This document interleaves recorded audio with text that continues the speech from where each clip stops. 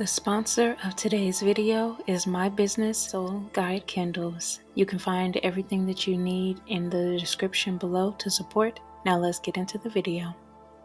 Alright, thank you so much for tuning in to today's video. We are going to be talking about atomic habits with the manifesting twist.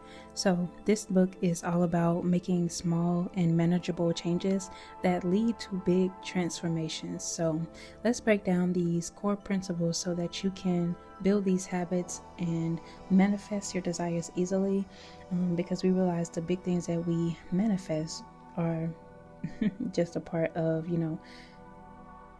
the things that we do daily. So our habits, let's start there.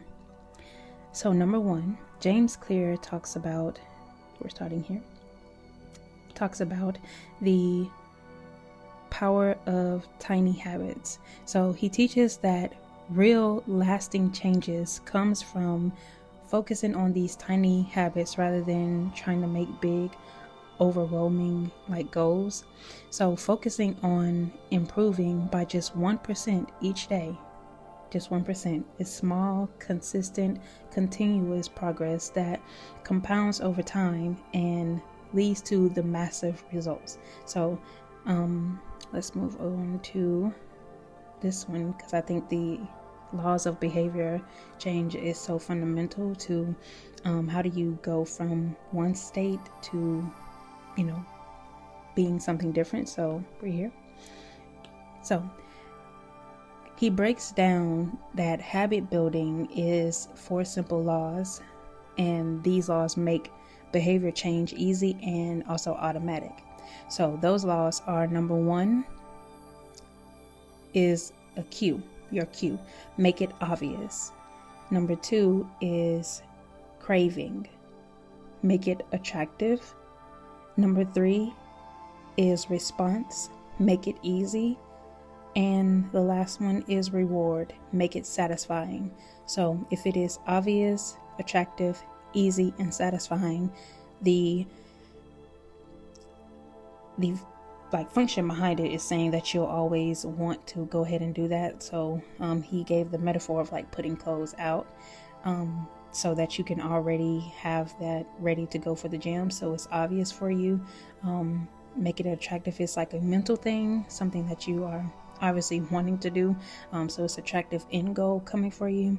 Easy, your clothes are already out. If you go ahead and put them on, go ahead and throw in your shoes. It is very easy for you to just go ahead and complete it.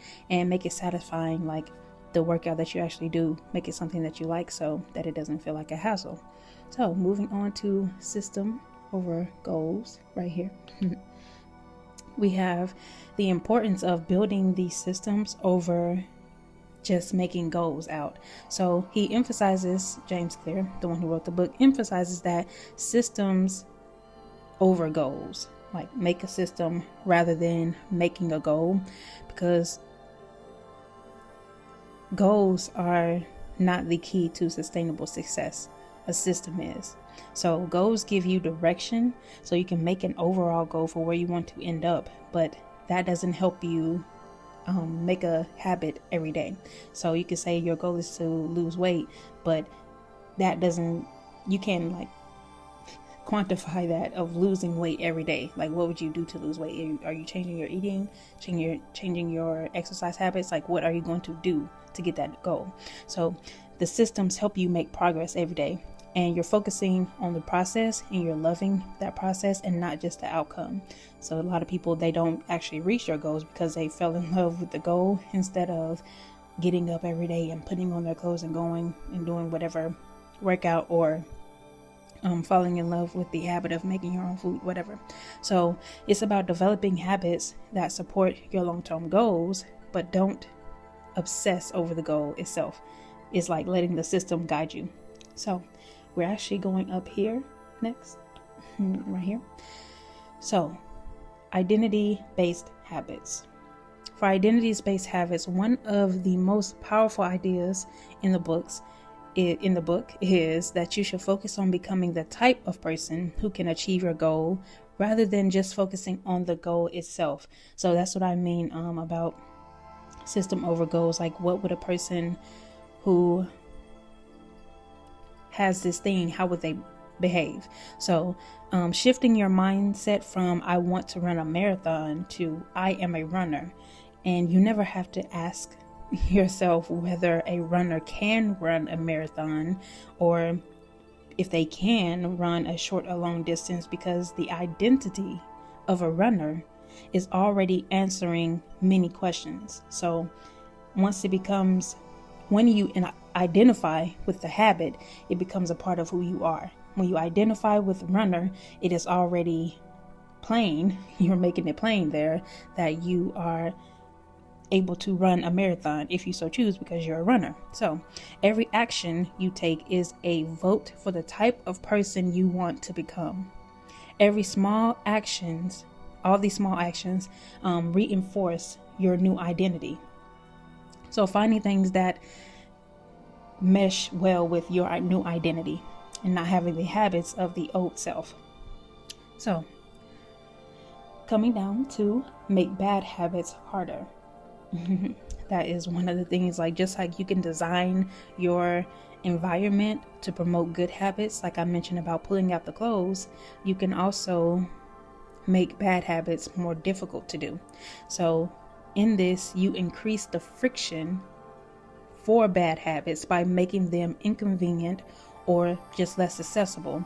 So the example is, just not buying unhealthy snacks, or if you already have them there, like for other people in your house, storing them like out of sight, out of mind. So it makes more friction when you try to, use those. So you could also use a tool like a device, which would add a lecture or an added layer of accountability that keeps you on track. So let's move on down here to the plateau of latent potential. So he explains that the concept of delayed gratification is why it's important to stay patient, if you will. So even when you don't see immediate results, it's like falling in love. That's why I wrote that right here earlier, but falling in love with that system and not just the reward at the end, because you'll get to the reward and then, some people, they'll achieve a goal and then they'll fall off and their process will go away, or their end goal will go away because they stop doing the process every day. So progress doesn't always happen overnight. The tiny changes that you make, and you're trusting that they are compounding, even if you can't see the results right away. So you're, like I said, falling in love with the habit of doing it and not just, sticking it out just for the sake of having that end goal.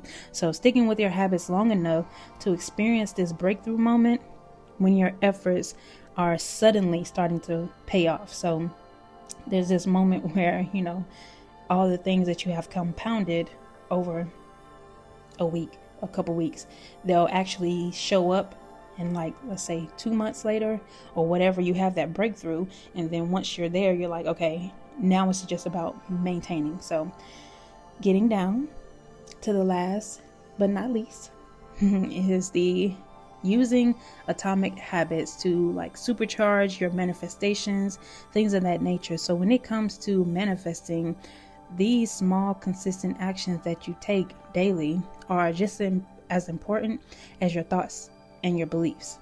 So if you look at how building atomic habits can, enhance your regular life, think about how it can supercharge your manifestations. So the point number one I'll make is that consistency aligns your energy. So by manifesting related habits like your daily affirmations, making that